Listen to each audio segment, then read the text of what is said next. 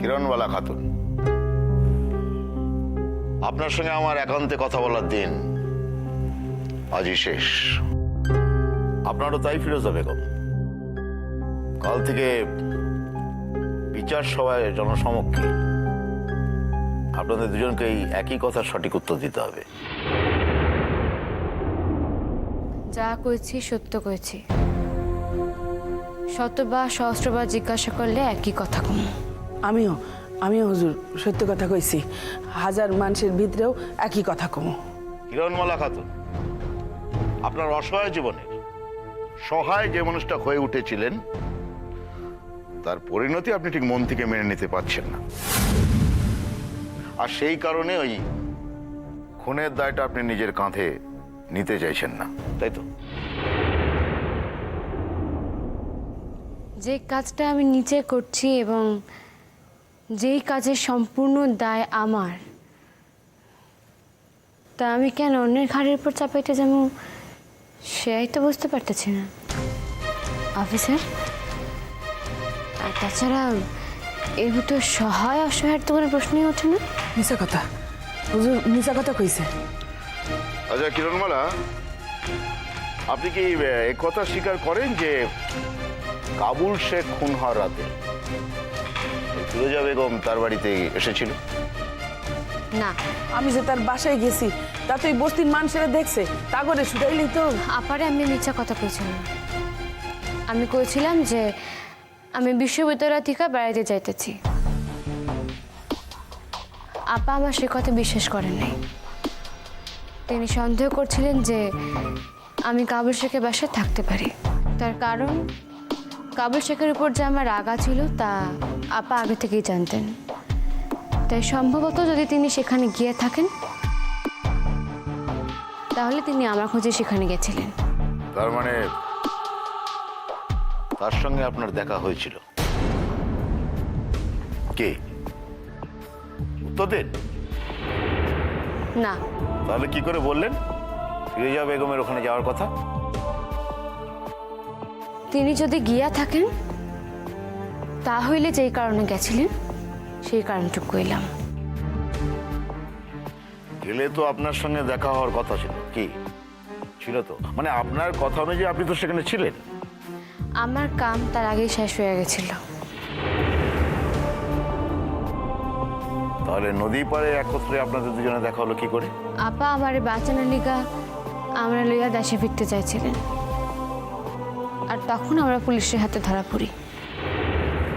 বেশ বেশ, মানলাম যে আপনার সব কথা ঠিক, কিন্তু আপা যে আপনাকে বাঁচাবেন তার সঙ্গে তো আপনার দেখা হতে হবে। দেখাটা হলো কোথায়? আমি যখন কাম শেষ করে বাইর হইতেছিলাম আমি তখন আপারে দেখি। কিন্তু এর একটু আগেই আপনি উল্টো কথাটা বলেছেন কিরণমালা। ফিরোজা বেগম, হ হুজুর। যা বলবেন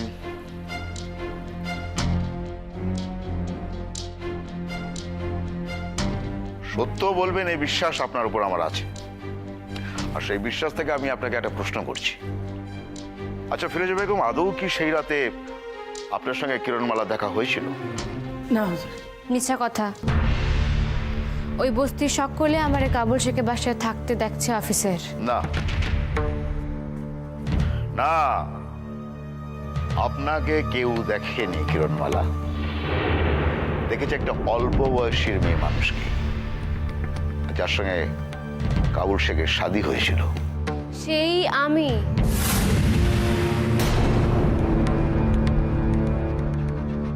তা কিন্তু উনি বলেন না। আচ্ছা সেই রাতে ঠিক কি হয়েছিল ফিরোজা বেগম? কাবুল শেখের লগে শাদি করানোর লিগা এক মাইয়ের আমি টোপ হিসাবে ব্যবহার করি। সব মিছা কথা অফিসার। না হুজুর, মিছা কথা কই আমার কোনো লাভ নাই। সেই মাইয়ারে সেই রাতে পুলিশ আমার লগে দেখছিল। তারপর? তারপর সেই রাতে আমি বাসায় ফিরি। নার্গিসরে ঘুমন্ত রাইখা আমি বাইর হয়েছিলাম।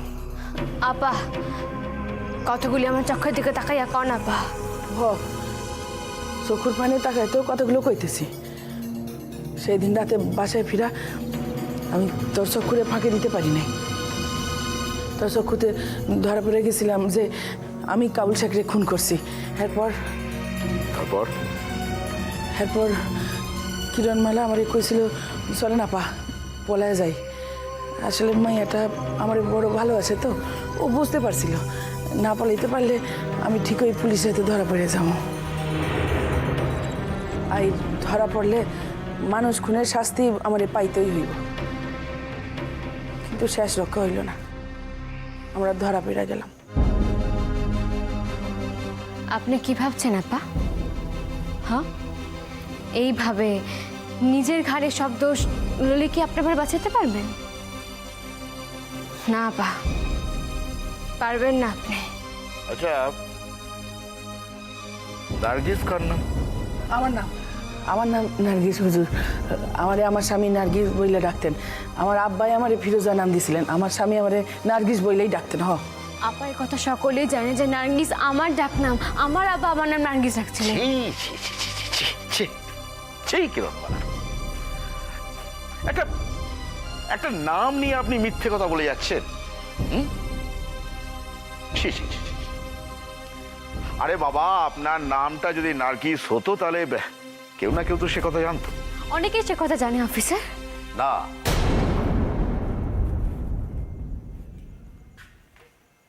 কেউ জানে না। দেখুন, আপনি প্রথম থেকে শেষ পর্যন্ত কিন্তু আমাদের কাছে মিথ্যাচার করছেন, সত্যকে লুকোনোর চেষ্টা করছেন। না না না, আপনি তো দেখছি কোনোভাবেই আমাদের সঙ্গে সহযোগিতা করছেন না। সত্য কথা আপনারা লুকাইতেছেন অফিসার।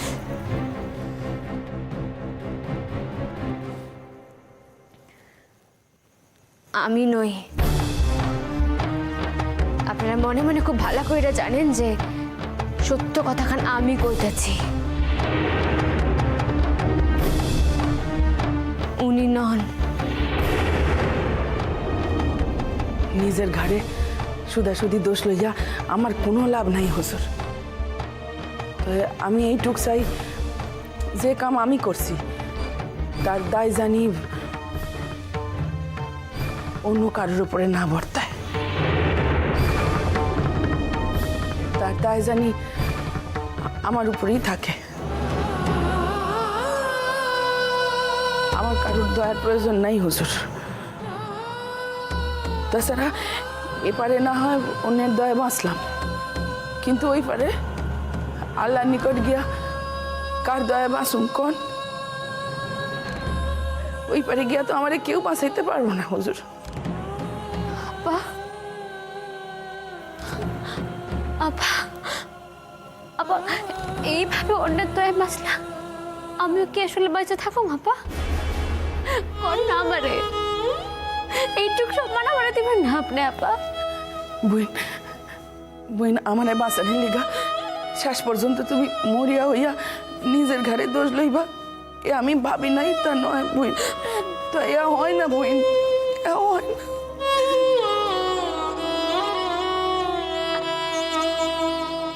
আমারে বাঁচানোর লিগা তুই যে মরিয়া হইয়া নিজের ঘরে দোষ লইবি, এ যে আমি ভাবি নাই তা নয় বইন। তাই কি হয় বইন? তুই যে আমার ফুলে লাগা নিষ্পাপ মাইয়া, নিজের বাঁচানোর লিগা তোর হাতে আমি কেমনে রক্তের দাগ খুনের দাগ লাগাই, কেমনে লাগ? নদী ভরা ঢেউ বোঝে না তো কেউ, কেন মায়ার তরি বাউ বাউ বাউ রে। নদী ভরা ঢেউ বোঝে না তো কেউ, কেন মায়ার তরি বাউ বাউ বাউ রে।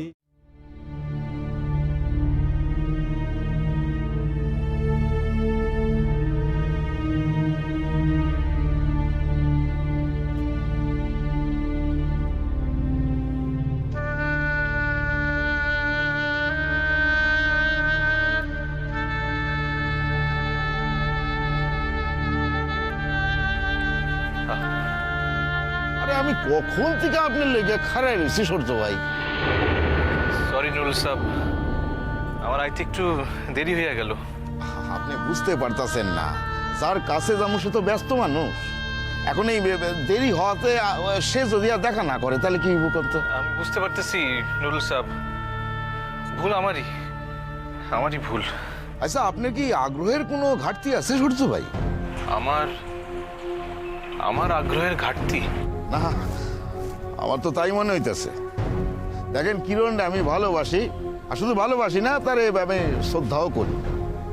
কিন্তু আমি তারে যতই ভালোবাসি ততই শ্রদ্ধা করি না কেন, আমি তো এটাও জানতাম, মানে বিশ্বাস করতাম যে আপনি নিজের প্রাণের থেকেও তার প্রাণ বাঁচানোর আগ্রহ আপনার কাছে কম কিছু না। মানে সেই জায়গায় আপনি 1.5 ঘন্টা পড়াইলেন। নুরুল সাহেব, আমি তো কইলাম আপনারে, আমি আবারও কইতেছি, ভুল আমারই। আপনি বুঝতে পারতেছেন না। এখন যদি গিয়া দেখি যে অ্যাডভোকেট সাহেব বাইরে গেছে, তাহলে আপনার এই ভুল সংশোধনের কি হইব কোন? নুরুল সাহেব, আমি নিরুপায় ছিলাম, আমি অনেক চেষ্টা করছিলাম, কিন্তু চলেন। দেখেন সূর্য ভাই, তার আগে একখান কথা স্পষ্ট করে কওয়ানোর দরকার আছে। কন? সূর্য ভাই, এই অ্যাডভোকেটের ফিজও কিন্তু আকাশ ছোঁয়া। আমি এমন একজন অ্যাডভোকেটে চুজ করছি যার নামে প্রতিপক্ষের অন্তত 10 বার ভাবতে হইব। উনি নিশ্চিত হারের মামলারেও নিশ্চিত জয় দিয়ে ঘুরে দিতে পারে। আমি জানি নুরুল সাহেব, আমি এনার কথা আগেও শুনছি। আমি তো আপনাকে এমনই একজন অ্যাডভোকেটের সন্ধান করতে কইছিলাম। কিন্তু অর্থের ব্যবস্থা কি হইব, মানে সেই ব্যাপারে কিছু ভাবছেন?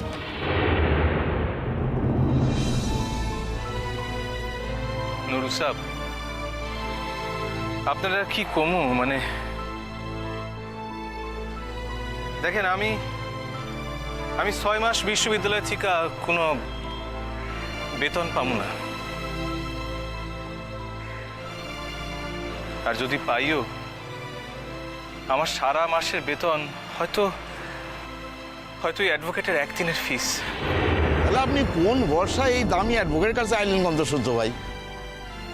দেখেন, আমি তো আপনারা আলাপ করা দেবো, তারপর তো আপনারই আইতেইব, যোগাযোগ রাখতেইব। সেও আমি জানি নুরুল সাহেব, আমি তো সেই কথাই ভাবতেছি, আমি সমানে সেই কথাই ভাবতেছি যে কেমন কইরা কি করণ যায়। কিন্তু আপনার ভাবনার উপর নির্ভর করে তো আর এই অ্যাডভোকেট সাহেব বয়ে থাকবো না, আর কিরণমালার কেস কোর্টে ওঠাও বয়ে থাকবো না। নুরুল সাহেব, আপনি শুধুই আমার একটা দিন সময় দেন। আরে এ তো মহা মুশকিলে বললাম। আচ্ছা, আমি আপনার সময় দেওয়ার কে গন্ত? হ্যাঁ, তাছাড়া আপনার বাবা, আপনার জ্যাঠায় তো কইছিল যে যেমন করে হোক, যত টাকা পয়সা লাগুক, কিরণ রে বাঁচাই।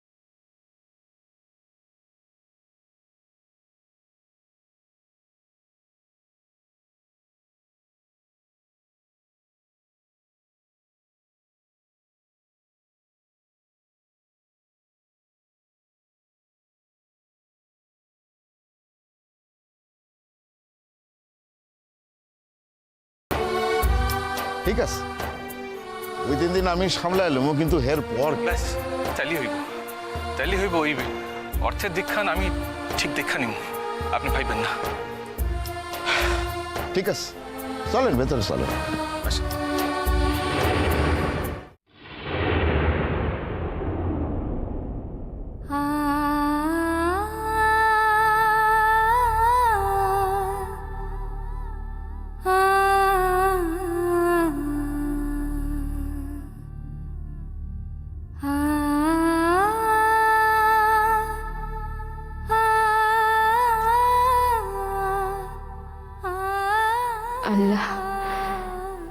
আমার শেষ ইচ্ছাটুক তুমি পূরণ কইরো আল্লাহ।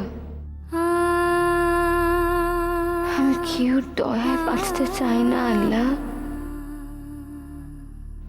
শেষ পর্যন্ত খুন করতে না পারা আর খুন করানোর ইচ্ছার ভেতর কোনো ফারাক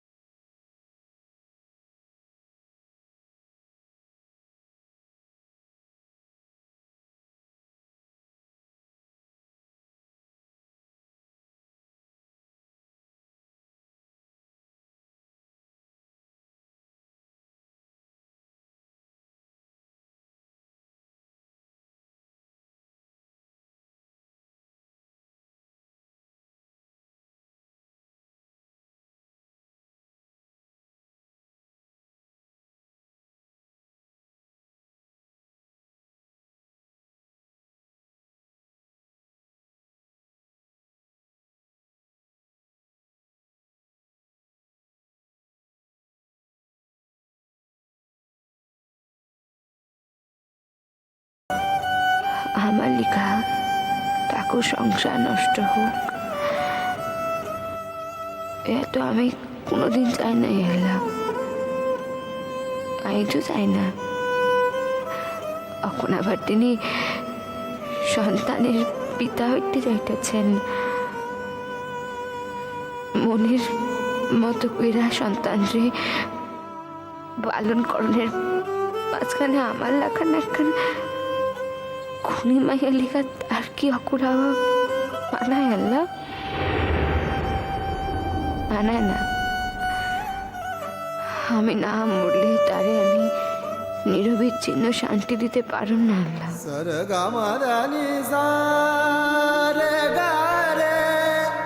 আমি তো চাই তারে নিরবিচ্ছিন্ন শান্তি দিতে। এই আমার শেষ ইচ্ছা আল্লাহ। এইটুক তুমি রাখো আল্লাহ, এই ইচ্ছাটুক তুমি রাখো আমার।